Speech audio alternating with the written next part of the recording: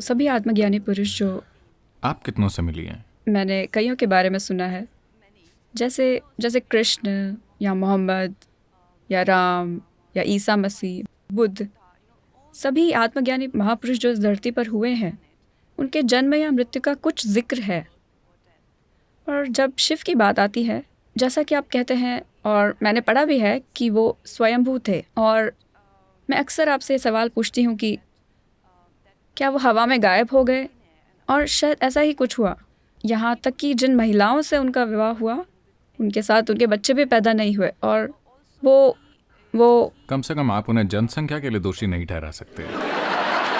सदगुरु, मैं एक बहुत महत्वपूर्ण बात पर आने वाली हूँ। ऐसी एक थियरी है कि मुझे लगा कि जनसंख्या भी बहुत महत्वपूर्ण नहीं है। नहीं नहीं, ऐसी एक थियरी है कि शिव एलियन है। मेरे पसंदीदा निर्देशक क्रिस्टोफर नोलन ने यह फिल्म बनाई, इंटरस्टेलर, जो मेरी पसंदीदा फिल्मों में से एक है, जिसमें वो लगातार कुछ जीवों को वो कहकर संबोधित कर रहे हैं। वो संपर्क कर रहे हैं, वो हमसे बातें कर रहे हैं, वो ऐसा कर रहे हैं, पर उन्होंने यह कभी स्पष्ट नहीं किया कि वो कौन थे, जैसे कि वो एलियन थे या वो ईश्वर थे, वो कौन थे। और सदगुरु, जैसे मुझे लगता है कि मैंने इसे महसूस किया है। जैसे जब मुझे कोई क्रिएटिव आइडिया आता है तो मुझे अपने दिमाग में कोई ऐसी चीज़ नहीं मिलती जो उसका स्रोत हो। यह बिल्कुल ऐसा है मानो मेरे सिर में एक चिट्ठी आ गिरी हो। ऐसा लगता है कि यह किसी बाहरी दुनिया से ये है। कन्फेशन नहीं है। मैं जानती हूँ कि ये कन्फेशन है, पर लेकिन सदगुरु, क्या ऐसा है कि हम बाहरी दुनिया के जीवों द्वारा चलाए जा रहे हैं? क्या ऐसा है? तो वो लोग जिन्हें इंसानी बुद्धि पर भरोसा नहीं है, वो ऊपर देखते हैं कि बुद्धि कहीं और से आएगी। हमें यह समझना होगा कि देखिए, इस देश में कुछ ऐसी चीजें हैं जो बहुत महत्वपूर्ण हैं, जिन्हें दुर्भाग्य से वर्तमान पीढ़ी पूरी तरह से भूल गई है या बहुत कम लोगों को याद है।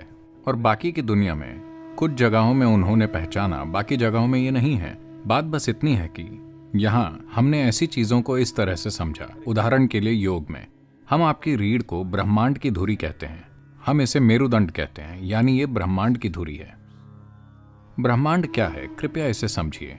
आज वैज्ञानिक ये स्वीकार कर रहे हैं कि ये एक अंतहीन ब्रह्मांड है। हम हमेशा से ये कह रहे हैं कि ये एक निरंतर बढ़ने वाला ब्रह्मांड है। तो हमने कहा कि आपकी रीढ़ ब्रह्मांड की धुरी है। ये बात बेतुकी लगती है। कोई वजन उठाए बिना भी कई लोगों की पीठ बुरी तरह दर्द कर रही है, यहां तक कि वो चल या दौड़ या कुछ भी नहीं कर पा रहे हैं। अगर ये ब्रह्मांड की धुरी बन जाए तो क्या होगा? हम ऐसा इसीलिए कह रहे हैं क्योंकि देखिए, आपको पता है कि एक ब्रह्मांड है, या आप सोचते हैं कि एक ब्रह्मांड है सिर्फ अपने अनुभव के आधार पर, है कि नहीं? अगर आपने अनुभव नहीं किया होता, अगर आप इसे नहीं देख पाते, अगर आप इसे इस तरह नहीं देख पाते और अनुभव नहीं कर पाते, तो आपको पता नहीं होता कि एक ब्रह्मांड है। केवल आपके अनुभव की वजह से ब्रह्मांड मौजूद है, और वो केंद्र जहां आपका अनुभव संचारित हो रहा है वो आपकी रीढ़ है। अगर हम आपकी रीढ़ में कुछ तार काट दें, आपको शरीर का भी कोई अनुभव नहीं होगा, ब्रह्मांड की तो बात ही छोड़िए। तो चूंकि ब्रह्मांड को अनुभव करने की आपकी क्षमता आपकी रीढ़ में आधारित और केंद्रित है, इसीलिए हम आपकी रीढ़ को ब्रह्मांड की धुरी कह रहे हैं। मान लीजिए कि ये हॉल, देखिए, अभी हम इस हॉल की सीमाएं जानते हैं। अब हम ये विवाद कर सकते हैं कि ये इस हॉल का केंद्र है या वो इस हॉल का केंद्र है। मान लीजिए कि इस हॉल की कोई सीमाएं नहीं हैं, तो आप कैसे तय करेंगे कि हॉल का केंद्र कहाँ है? आप जहां हैं वही इस हॉल का केंद्र है ना?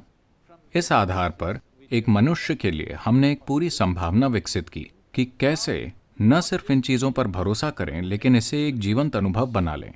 यहां से ही इस शब्द योग की उत्पत्ति हुई कि समावेश तब नहीं होता कि मैं आपसे कहूं ओ मैं तुमसे प्यार करता हूं, तुम मुझसे प्यार करते हो, और ये सब। समावेश इसलिए होता है क्योंकि आपने अपने व्यक्तित्व की सीमाएं मिटा दी हैं। इसलिए नहीं कि मैं तुमसे प्यार करता हूं, तुम मुझसे प्यार करते हो, मैं आपको गले लगाऊंगा, आप मुझे गले लगाओ, कि हम समावेशी हैं। नहीं, ये सब कुछ समय के लिए चलेगा। कल अगर वो ऐसा कुछ करते हैं जो आपको पसंद नहीं है, ये खत्म हो जाएगा। पर जब आप अपने व्यक्तिगत स्वभाव की सीमाएं मिटा देते हैं, जिसमें आपका शरीर भी है, और आप जानते हैं कि यहाँ कैसे बैठना है, आप कौन हैं, उसकी सीमाओं से पहचान बनाए बिना आपकी शारीरिक रचना, आपकी मानसिक रचना, आपकी भावनात्मक रचना की एक सीमा है। ये बड़ी या छोटी हो सकती है। नहीं, मैं शरीर के बड़े होने की बात नहीं कर रहा हूँ। ये छोटा या बड़ा हो सकता है, पर इसकी एक सीमा है। पर ऐसे आयाम हैं जिनकी कोई सीमा नहीं है। जिसकी सीमा नहीं है उसकी प्रकृति अभौतिक है। तो हमारा फोकस हमेशा से उस आयाम में होता है जो अभौतिक है। इसीलिए शिव सबसे महत्वपूर्ण बन गए, क्योंकि शिव का अर्थ है वो जो नहीं है, वो जो अभौतिक है। अब क्या वो, हम जिस योगी की बात कर रहे हैं, क्या वो मानव हैं? क्या वो कहीं और से आए हैं? देखिए, कई चीज़ें हैं। जैसा आपने कहा, उनके कोई माता पिता नहीं हैं। जब आप शिव के बारे में बात करते हैं, उनके कोई माता पिता नहीं है, कोई जन्म स्थान नहीं है। किसी ने उन्हें बढ़ते हुए बच्चे की तरह नहीं देखा। हर समय जब भी हमने देखा, वो लगभग उसी आयु के थे। और हम नहीं जानते कि उनकी मृत्यु कहाँ हुई। इतने महत्वपूर्ण व्यक्ति उस समय में भी अगर उनकी कहीं मृत्यु हुई होती, उन्होंने एक मंदिर बनाया होता, वो उनके लिए किसी तरह का कोई स्मारक बनाते। ऐसा कुछ नहीं हुआ।